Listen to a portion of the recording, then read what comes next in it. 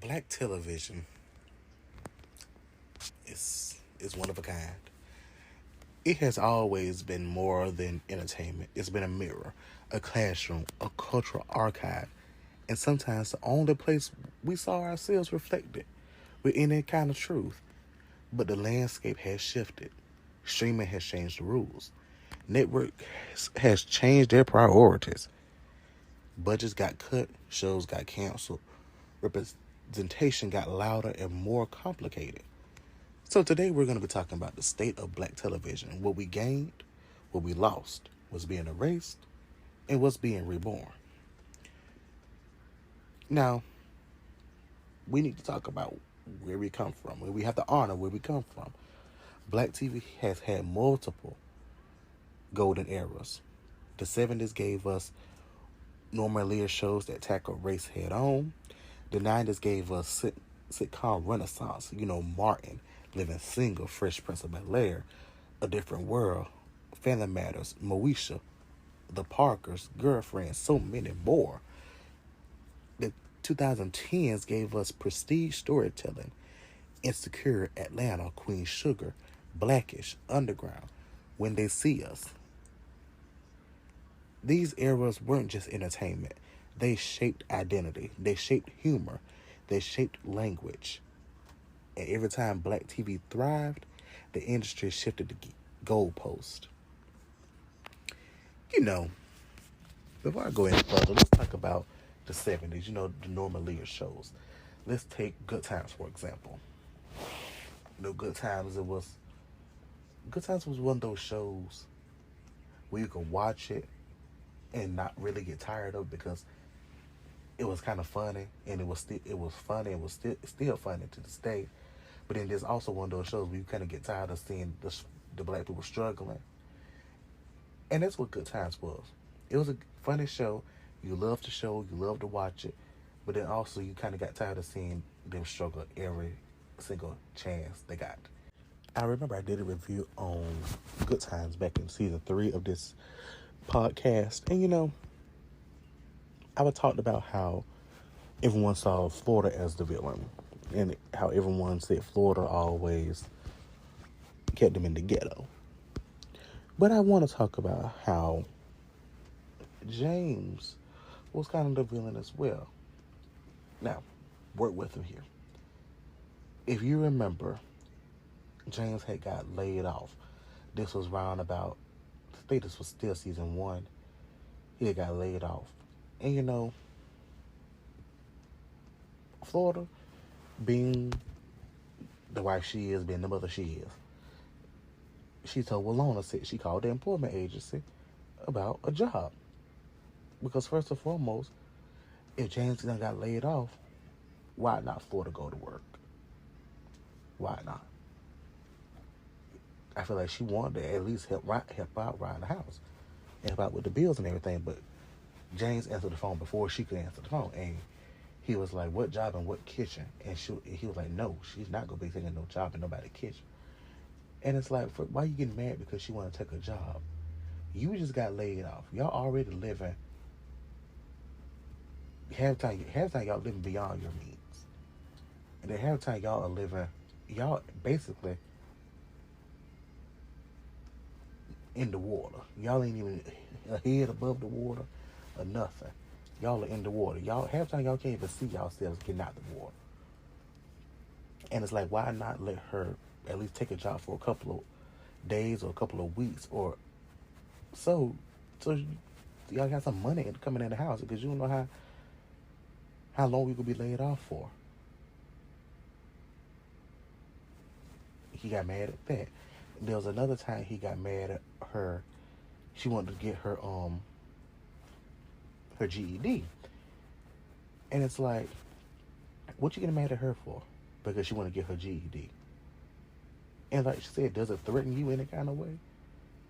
And he got mad, blew his top and everything. I was like, first and foremost, y'all dropped out of school. You dropped out in the 6th grade. She dropped out in the 10th. Now, Florida, I don't know what you dropped out for. In the 10th grade, you had time. You only had 2 more years to go. And it's like, huh. Why are you getting mad at her? And then we're the what's that man name? Smiling Sam, Reverend Sam, and everything. I hated how he could not see her point of view. She really couldn't see his point of view either. Both of them couldn't see each other's point of view when it came to Reverend Sam. Well, Sam, I'm not gonna call him a reverend. He wasn't a reverend. When it came to him, I saw both points of views, but I was like, why aren't y'all seeing both point of views? I saw what Florida was saying. I saw what James was saying. Y'all, we gonna have some money in this house. But then I saw her point of view. And it's like, what y'all doing ain't right. Y'all go sit there and go out there, do all this, that, and the third, basically like kind of like scam these people out of their money. And my thing is, what the police caught on? What did the police caught on? Boom, bam, there you go. Both of y'all in jail for fraud. Both of y'all in jail for scamming. Now, y'all really ain't getting out the ghetto. Then, about that money he found. Now, Florida, she worked my last nerve with that money. That $2,000. Now, James, you could have put that $2,000. You could have took that back, kept that $27,000. You could have kept that because first and foremost, they know how much was taken. Well, you kind of say it like that. You don't know how much was took. They don't know how much was took. They don't know how much was taken. Either way, you kind of say it like that. But anyway, I would have did that. I would have kept $27,000. They didn't know how much was gone. And it's like, she could see his point of view. Now him, I don't know why he went on here home with the money. Go to the bank, open up an account, put a little bit of money in there. Put a little bit. Go home, put it up. So that she can't find it. Every week or every 2 weeks, make a deposit into that account. Because we know how the people at the bank is. They get suspicious. And they see black people with a lot of money. Yeah. But sometimes he was the villain. He did not want Florida to work. He didn't want nobody in that house to work but him. And you can't do that when you got a wife and 3 kids. Florida doing all she can at the house, trying to do the cooking and the cleaning, because ain't nobody helping her. And I refuse to say Thelma helped her because Thelma can't cook for nothing in the world. But you look at that, and then look at the Jeffersons. Look at Jeffersons. Look at Good Times. Way different. I really wish they kind of would have made Good Times like the Jeffersons, where they could have started out kind of good and everything. They moved on up. And to keep people on their toes, at the end of season 1, James could have lost his job, and boom, bam, they in the house to go make rent and everything for coming into season 2. Now here come Bookman and everybody. They're trying to get people out. They're trying to get them out and everything. If you get what I'm saying, you see, if you know the Jeffersons, you know they moved on up to a penthouse in the sky and everything. Deluxe apartment, penthouse, whatever, in the sky high. I wish they could dig Good Times like that. And then kind of James kind of go through a little hardship. And now they can't pay the rent. James lost his job or his business are going into bankruptcy or something. And then they could have found their way back to Good Times. I'm just saying. I'm just thinking about something. I am. There's a pattern in black television that mirrors black music. Black creators innovate, the world consumes it. The industry pulls back. Let's look at this. A Different World changed college enrollment for black students and still didn't get the respect it deserved. Girlfriends ran for 8 seasons and never got a proper finale. Underground was critically acclaimed and canceled at its peak. Lovecraft Country, loved that show, won awards, broke the internet, and still got cut. The Get Down was visually groundbreaking and got axed after 1 season. Grand Crew was fresh, joyful, and canceled before it could grow. Southside was brilliant and still got dropped. Insecure succeeded because Issa Rae built her own lane, not because the industry made room. Black shows are expected to be perfect, universal, groundbreaking, profitable, all at the same time. Meanwhile, mediocre shows with no cultural impact get renewed for seasons. And I know everyone talks about Tyler Perry and his shows. Now, we can talk about how his shows, the writing ain't there, it be moving slow, this, that, and the third. We can talk about his shows all to the cows coming home. But one thing I can applaud Tyler Perry on is keeping black actors employed. You might hear me talk about how his show Sisters need to hurry the hell up with the storyline, because it really do. Baby, if you ever watch Sisters, you know. Come on, heat it up.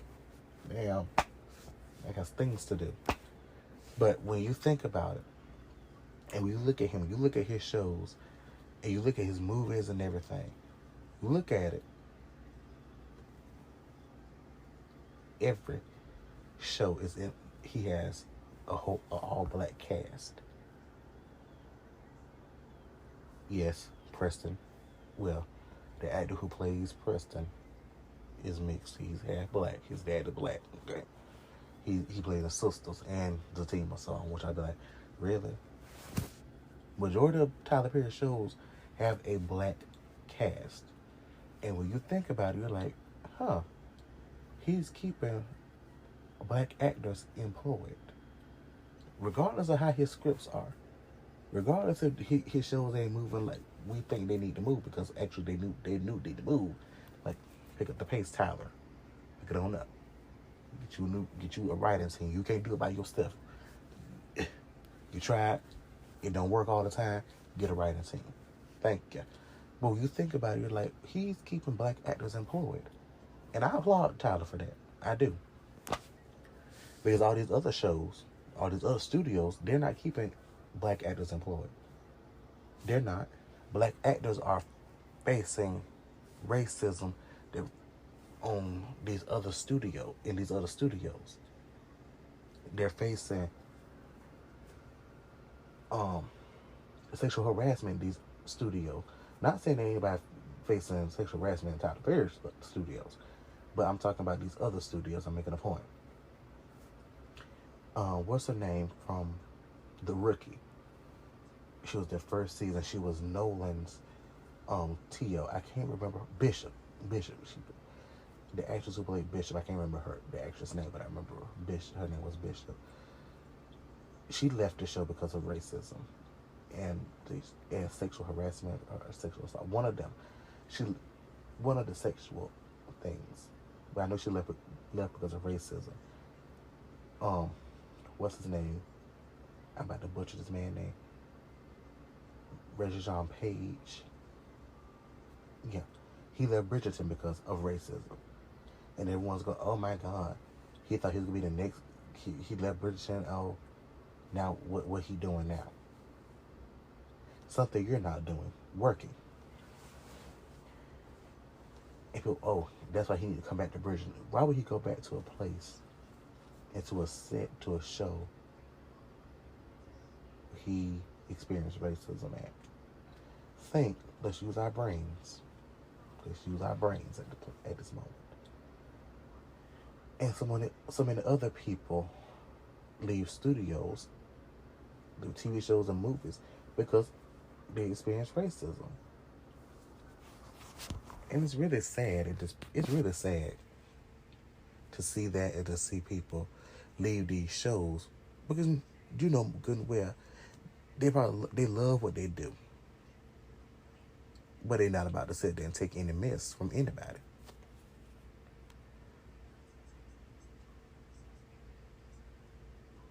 They're not. Streaming opened the door and then quietly closed it again. The blessing, more black creators got deals, more niche stories got greenlit, more genres opened up, more global visibility. But the curse is shows got canceled faster, algorithms decided what deserves to live, black shows got labeled too specific, budgets get cut fast, and first, data becomes the new excuse for them leaving. A lot of platforms use black stories to look diverse in 2020 because that was the highlight of the Black Lives Matter movement, and everyone was talking about how these studios and everything they're not showcasing black talent. They have these people on the shows, these black people on these shows, and they're not using them the way that they should be used. So that's when they started pushing more diverse content back in 2020. Oh, this is diverse, this is diverse. Oh, we love our black people, we love them down. And then next thing you know, it quietly backed away once the pressure died down. We have more representation than ever. But representation doesn't always mean respect. We're seeing more black leads, more black writers, more black showrunners, more black genres, more black fantasy, sci-fi, and drama, more queer black stories, and more southern black stories. But we're also seeing tokenism, stereotype recycling, trauma-only narratives, colorism, the erasement of dark-skinned women, the erasement of black families, of black joy, of nuance. Representation without depth is just decoration. Black creators still here, make it more relatable, tone it down, make it less political, make it funnier, make it safer, make it universal, make it less black. But when white creators make niche, weird, specific shows, they're called visionaries. Black creators are expected to carry the culture and carry the ratings. It's exhausting and it's unfair. Even with the challenges, black television is evolving in powerful ways. We're seeing black creators build their own production companies, black directors shaping entire visual languages, black writers' rooms telling layered emotional stories, black-led docu-series reclaiming our narratives, black reality TV that's finally getting more nuance, black animation emerging, black sci-fi and fantasy expanding, black southern storytelling rising, black queer stories getting space, black global stories connect to the dysphoria. The industry doesn't stop the evolution, and it can't stop it. It can only slow down. Now let's talk about black reality TV for a second. There are only two Real Housewives franchises that are black, and they're on TV now: Real Housewives of Atlanta and Real Housewives of Potomac. The rest, the rest are, you know. And what gets me is we've been asking for more black reality shows from Bravo. We had three. We had Real Housewives of Atlanta, Real Housewives of Potomac, and Real Housewives of Dubai. Even though they had some other races in Dubai, it was still black. It was still black. They canceled Dubai. They said it was put on pause. Yeah, you know what put on pause means. Then we have Martha's Vineyard. Martha's Vineyard. I think that is an all black show because I'm trying to. I haven't watched Martha's Vineyard yet. Um, I think that is an all black show. And I think Summer House. I could be wrong about those two. But still, though, we have been asking for more black reality shows. And we only got Potomac and Atlanta.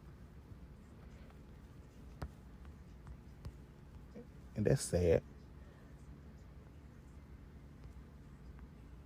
That's really sad. Yes. Yes, Summer House Martha's Vineyard is an all black show. So I haven't watched that yet. I might need to watch it. I might need to.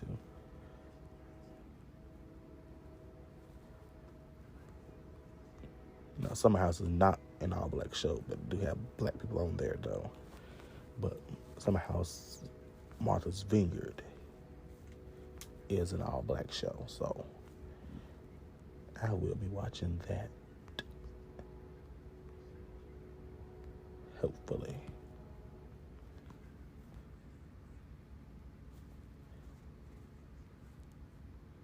But they canceled that.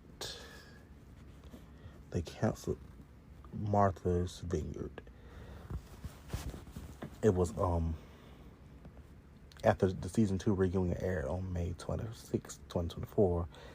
Deadline reported that the show would not be going into production for a season 3 in 2024. So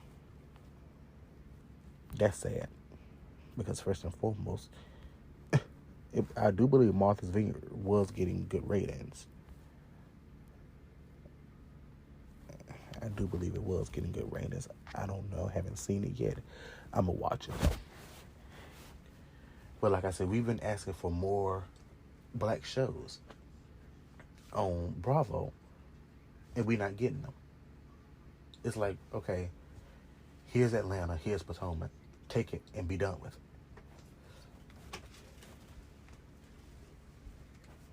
It's like that. It's basically like saying you're not getting no other show. You're not getting, when you had Martha's Vineyard, you had Dubai, you got Atlanta, Potomac. Deal with those. Like, seriously? Black television remains unmatched because we tell the truth, we tell the jokes, we tell the pain, we tell the joy, we tell the nuance, we tell the culture, we tell the future, we tell the past, we tell the stories nobody else can tell. Black TV hits different because black life hits different. The state of black television is complicated, but it's not dying, it's shifting, it's adapting, it's resisting, it's reinventing. Black TV has always been the blueprint. No matter how the industry moves, the culture will always find a way to tell its story. And let me just say this before I go. I hated the ending to the Parkers. Really? You mean tell me Nikki chose a professor? I mean, I get you been running behind the professor for the longest, but seriously though, this man didn't want you until you got with somebody else, and you basically settled for him, or he settled for you. I don't know, but I hate the ending. And can we talk about how Moesha didn't get a proper finale?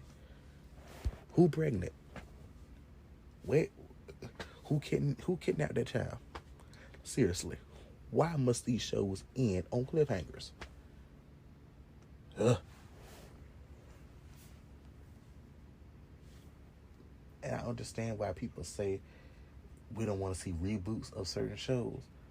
But if I had to see a reboot of at least a couple of these shows, and I know we don't want to see reboots of these shows because they were timeless, they're timeless, but if I had to, I would want to see a reboot of The Parkers and Moesha. If we need a reboot, just a limited 8-episode series, 8-episode show. And or whatever, a movie, whoever, I don't really care. I need to find out, do Nikki and the professor stay together? And who was pregnant on Moesha? I need to find that out. Because at this point, it's like, at this point, I would want to see. Oh, what's the half and half? Half and half didn't even get a good finale. We don't even know who she picked. Somebody said the showrunner said she picked Chase. I don't know. All I know is half and half should have got a good finale. It should have. Because you know why? I want to see who she picked. I want to be there. Like, seriously. Now, come on now. If I had to see reboots of certain shows, The Parkers, Half and Half, and Moesha. Now, these other shows now, they don't need no reboot. They don't. They don't. Because first and foremost, some of these people have lost key members to that show and their ensembles, and it's not gonna be good without them. Just like somebody said they want to see a reboot of Martin, it's not gonna be good without Tommy. A Fresh Prince of Bel-Air reboot is not gonna be good without Uncle Phil. Some of these shows that some people say that they want to see rebooted, it's not gonna be good because certain people are not here with us anymore, and I don't want to see that. I don't. Because you know why? You know what's going to happen if they actually did decide to reboot Martin and the Fresh Prince of Bel-Air? Y'all gonna find a way to get mad at it. Why did they reboot it? Y'all wanted it to be rebooted. Why you getting mad?